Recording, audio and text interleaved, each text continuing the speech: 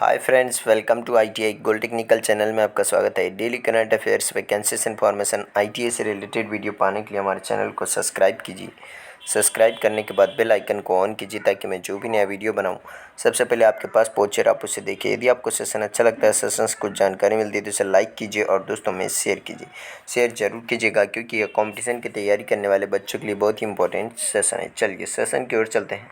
यदि आप हमारे चैनल आईटीआई गोल्ड टेक्निकल पर पहली बार आए हो तो इसे सब्सक्राइब कीजिए और अपने दोस्तों से भी जरूर करवाइएगा। आज हम पढ़ेंगे 1 जून 2021 से जितने भी इंपॉर्टेंट करंट अफेयर क्वेश्चन बनेंगे वह इस वीडियो में पढ़ेंगे। इस वीडियो की पीडीएफ फाइल की लिंक मैं इसी वीडियो के डिस्क्रिप्शन में दे दूंगा, वहां से जाकर उसे डाउनलोड कर लीजिए ताकि एग्जाम के टाइम पर आप आसानी से रिविजन कर सकते हैं। चलिए आज का हमारा पहला क्वेश्चन है, हाल ही में विश्व तंबाकू निषेध दिवस कब मनाया गया है? तो इस क्वेश्चन का राइट आंसर है ऑप्शन नंबर डी, 31 मई। 31 मई प्रत्येक वर्ष 31 मई को विश्व तंबाकू निषेध दिवस मनाया जाता है। विश्व स्वास्थ्य संगठन WHO यानी कि वर्ल्ड हेल्थ ऑर्गेनाइजेशन और वैश्विक साझेदार हर साल 31 मई को विश्व तंबाकू निषेध दिवस यानी कि वर्ल्ड नो टोबैको डे मनाते हैं और वार्षिक अभियान तंबाकू के उपयोग और सेकेंड हैंड स्मोक एक्सपोजर के हानिकारक और घातक प्रभावों के बारे में जागरूकता बढ़ाने और किसी भी रूप में तंबाकू का उपयोग हतोत्साहित करने का एक अवसर है। विश्व स्वास्थ्य संगठन ने 15 मई 1987 को एक प्रस्ताव पारित किया जिसमें 7 अप्रैल 1988 को पहला विश्व धूम्रपान निषेध घोषित किया गया और इस तिथि को इसलिए चुना गया क्योंकि विश्व स्वास्थ्य संगठन की 40वीं वर्षगांठ थी। कब? 7 अप्रैल को।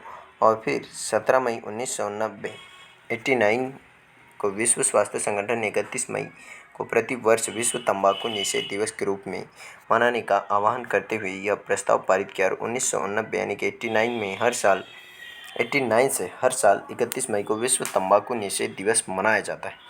और 2021 में इस दिवस की थीम या विषय है छोड़ने के लिए प्रतिबद्ध है। क्या है इसका? छोड़ने के लिए प्रतिबद्ध, यह इसका विषय या थीम है। तो इस क्वेश्चन का राइट आंसर है ऑप्शन नंबर डी, इसका राइट आंसर है। चलिए नेक्स्ट क्वेश्चन की ओर चलते हैं। नेक्स्ट क्वेश्चन है, हाल ही में आरबीआई ने किस बैंक पर 10 करोड़ रुपए का जुर्माना लगाया? तो इस क्वेश्चन का राइट आंसर ऑप्शन नंबर ए, एचडीएफसी बैंक पर कुछ नियमों का उल्लंघन करने की वजह से आरबीआई यानी कि रिजर्व बैंक ऑफ इंडिया, जिसकी स्थापना की गई थी 1935 में, और एक्ट कौन सा था? तो एक्ट था 1934 का एक्ट। इस एक्ट के तहत इसकी स्थापना की गई थी और इसने अभी एचडीएफसी बैंक पर 10 करोड़ रुपए का जुर्माना लगाया है। भारतीय रिजर्व बैंक ने बैंक के ऑटो ऋण पोर्टफोलियो में पाई गई नियामक अनुपालन में कमियों के लिए एचडीएफसी बैंक पर 10 करोड़ रुपए का जुर्माना लगाया है। और आरबीआई के अनुसार एचडीएफसी बैंक ने बैंकिंग विनियमन अधिनियम 1949 की धारा 6(2) और धारा 8 के प्रावधानों का उल्लंघन किया है। अब बात कर लेते हैं एचडीएफसी। तो एचडीएफसी बैंक का मुख्यालय है महाराष्ट्र की राजधानी मुंबई में और इसके एमडी एंड सीईओ है शशिधर जगदीशन। कौन है? शशिधर जगदीशन। और इस बैंक का टैगलाइन है वी अंडरस्टैंड योर वर्ल्ड। क्या है? We understand your world. तो इस क्वेश्चन का right answer option number A. चलिए नेक्स्ट क्वेश्चन की ओर चलते हैं। नेक्स्ट क्वेश्चन है, हाल ही में सरकार ने युवा लेखकों को सलाह देने के लिए शुरू किए हैं। तो यह ऑप्शन नंबर ए, इसका राइट आंसर है युवा पीएम योजना। क्या है वह योजना? युवा पीएम योजना के द्वारा युवा लेखकों को सलाह दी जाएगी। शिक्षा मंत्रालय के तहत उच्च शिक्षा विभाग ने युवा लेखकों को सलाह देने के लिए प्रधानमंत्री योजना नामक एक नई पहल शुरू की है। युवा का पूर्ण रूप है young upcoming and versatile authors है और यह देश में पढ़ने लिखने और पुस्तक संस्कृति को बढ़ावा देने तथा भारत और भारतीय लेखन को विश्व स्तर पर व्यक्त करने के लिए 30 वर्ष से कम आयु के युवा और उभरते लेखकों को प्रशिक्षित करने के लिए एक लेखक कार्यक्रम है। और शिक्षा मंत्रालय के तहत राष्ट्रीय पुस्तक न्यास भारत योजना के लिए कार्यान्वयन एजेंसी होगी और एक अखिल भारतीय प्रतियोगिता के माध्यम से कुल 75 लेखकों का चयन किया जाएगा जो 1 जून से 31 जुलाई 2021 तक के माध्यम से आयोजित की जाएगी। और इस योजना मेंटरशिप योजना के तहत 6 महीने की अवधि के लिए प्रति लेखक को 50,000 रुपये प्रति माह के समेकित छात्रवृत्ति का भुगतान किया जाएगा।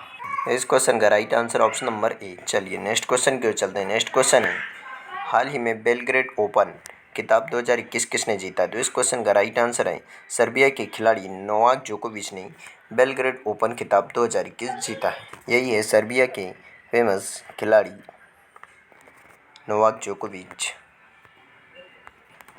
सर्बिया के दिग्गज टेनिस खिलाड़ी और शीर्ष वरीयता प्राप्त नोवाक जोकोविच को शनिवार को घरेलू सरजमीं पर बेलग्रेड ओपन अपने करियर का 83वां खिताब जीता है। उन्होंने खिताबी जीत के साथ French open tennis grand slam के लिए अच्छा अभ्यास किया है और जोकोविच की बेटी भी इस मैच के दौरान स्टेडियम में मौजूद थी और यह घरेलू सरजमीं पर करियर का तीसरा खिताब है। उन्होंने 2009-2011 में सर्बिया ओपन जीता था। जीत के बाद नोवाक जोकोविच ने कहा, मुझे यहाँ दर्शकों के सामने खेले हुए काफ़ी वक्त हो गया था। 10 साल के बाद यह ट्रॉफी जीतना सच में बेहद खास लगा।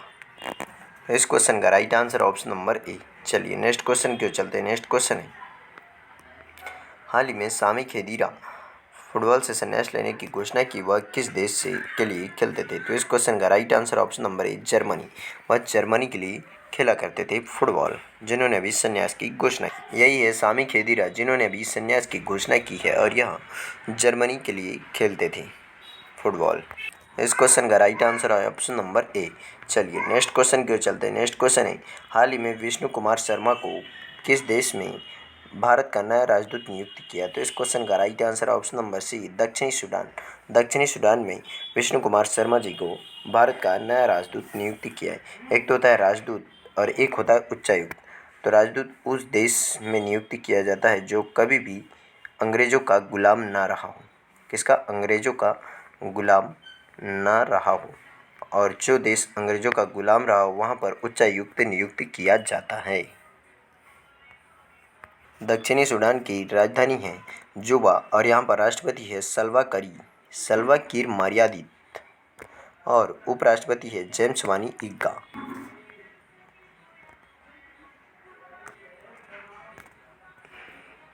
और यहाँ पर मुद्रा चलती है दक्षिणी सूडानी पाउंड। क्या है? पाउंड यहाँ की मुद्रा है। तो इस क्वेश्चन का राइट आंसर है ऑप्शन नंबर सी, इसका राइट आंसर है। चलिए नेक्स्ट क्वेश्चन की ओर चलते हैं। नेक्स्ट क्वेश्चन है, हाल ही में भारत में बुद्ध की सबसे बड़ी प्रतिमा कहाँ स्थापित की जाएगी? तो इस क्वेश्चन का राइट आंसर है option number A, Bodhgaya. Bodhgaya में भगवान बुद्ध की सबसे बड़ी प्रतिमा स्थापित की जाएगी। भगवान बुद्ध की प्रतिमा 100 फीट ऊंची, कितनी?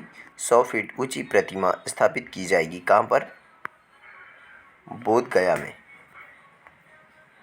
जो एक नया रिकॉर्ड कायम करेगी और ये प्रतिमा कोलकाता में बन रही है। कहाँ पर? कोलकाता में बन रही है। जो प्रतिमा अगले वर्ष बोधगया के एक मंदिर में प्रतिष्ठापित की जाएगी। प्रतिमा की ऊंचाई 100 फुट होगी। इस क्वेश्चन का राइट आंसर है ऑप्शन नंबर ए। चलिए नेक्स्ट क्वेश्चन की ओर चलते हैं। नेक्स्ट क्वेश्चन है, हाल ही में एशियाई मुक्केबाजी चैंपियनशिप 2021 फाइनल में मैरी कॉम ने कौन सा पदक जीता है? तो इस क्वेश्चन का right answer option number A, रजत पदक। इन्होंने रजत पदक जीता है एशियाई मुक्केबाजी चैंपियनशिप में। भारतीय मुक्केबाज मैरी कॉम ने दुबई में 2021 में एसबीसी एशियाई मुक्केबाजी चैंपियनशिप में रजत पदक के लिए 2 बार के विश्व चैंपियन कजाकिस्तान की नाजिमा कजाइबे से हार गई और 5 बार की एशियाई चैंपियनशिप स्वर्ण पदक विजेता मैरी कॉम ने हाई ऑक्टेन 51 किलोग्राम फाइनल में भाग लिया था और एशियाई चैंपियनशिप में मैरी कॉम के लिए दूसरा रजत है और इससे पहले 2008 में इन्होंने रजत पदक जीता था। और इस बीच पूजा रानी ने एशियाई मुक्केबाजी चैंपियनशिप में 75 किलोग्राम महिला मध्य वर्ग फाइनल के लिए स्वर्ण पदक जीता और उन्होंने स्वर्ण पदक के लिए माउल्डा मौलोनवा को हराया है। और एमसी मैरी कॉम 5 बार क्या विश्व चैंपियनशिप रह चुकी है, यानी कि विश्व चैंपियनशिप का खिताब इन्होंने जीता है। वह कब कब जीता है? 2003 में, 2005 में, 2010 में, 2012 में और 2017 में। इस क्वेश्चन का राइट आंसर हो जाएगा ऑप्शन नंबर ए। चलिए नेक्स्ट क्वेश्चन की ओर चलते हैं। नेक्स्ट क्वेश्चन है, हाल ही में प्रधानमंत्री मोदी जी ने कोविड के कारण अनाथ बच्चों के लिए कितने लाख रुपए के पीएम केयर्स फंड की घोषणा की है? तो इस क्वेश्चन का राइट आंसर है ऑप्शन नंबर बी, 10 लाख। अभी जो कोरोना वायरस महामारी के दौरान जो भी बच्चे अनाथ हो रहे हैं उनके लिए पीएम केयर्स फंड में 10 लाख रुपए की घोषणा की है। तो इस क्वेश्चन का right answer option number B. चलिए नेक्स्ट क्वेश्चन की ओर चलते हैं। नेक्स्ट क्वेश्चन है, हाल ही में किस राज्य के मुख्यमंत्री ने बाल सेवा योजना प्रारंभ की है? किस राज्य में मुख्यमंत्री बाल सेवा योजना की शुरुआत की है? इसका right answer option number A Uttar Pradesh. Uttar Pradesh की राजधानी है लखनऊ और लखनऊ गोमती नदी के किनारे है और सबसे ज़्यादा लोकसभा सीट और सबसे ज़्यादा जनसंख्या उत्तर प्रदेश में ही है। उत्तर प्रदेश की लोकसभा सीट है 404। क्या है? 404। और विधानसभा और विधान परिषद यानी कि विधान परिषद भी है उत्तर प्रदेश में। और उत्तर प्रदेश सहित कितने 6 राज्यों में विधान परिषद है। तो वह कौन कौन से राज्य है? आंध्र प्रदेश, बिहार, कर्नाटक, महाराष्ट्र, तेलंगाना और उत्तर प्रदेश। इन राज्यों में विधान परिषद भी स्थापित किया गया है। उत्तर प्रदेश की राजधानी लखनऊ, आधिकारिक भाषा हिंदी और उर्दू और यहाँ का राजकीय पेड़ है अशोक का पेड़। जनसंख्या घनत्व 829 2011 के अनुसार और साक्षरता दर है 67.78% और कुल जिले है 75। विधानसभा सीटें 403 और राजकीय पुष्प है पलाश और लोकसभा सीटें 80, राज्यसभा सीटें 31 और इस राज्य की स्थापना की गई है 24 जनवरी 1950 को। पहले मुख्यमंत्री है गोविंद वल्लभ पंत जी, पहली राज्यपाल है सरोजनी नायडू जो महिला है, जो पहली महिला राज्यपाल भी रह चुकी।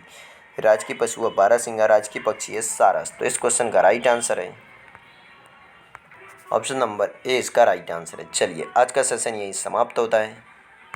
यदि आप हमारे चैनल ITI गोल्ड टेक्निकल पर पहली बार आए हो इसे सब्सक्राइब कीजिए। सब्सक्राइब करने के बाद बेल आइकन को ऑन कीजिए ताकि मैं जो भी नया वीडियो बनाऊं सबसे पहले आपके पास पहुंचे और आप उसे देखिए। यदि आपको सेशन अच्छा लगता है, सेशंस को जानकारी मिलती है तो इसे लाइक कीजिए और दोस्तों में शेयर कीजिए। Thank you so much watching for my video. मिलते हैं नेक्स्ट सेशन में।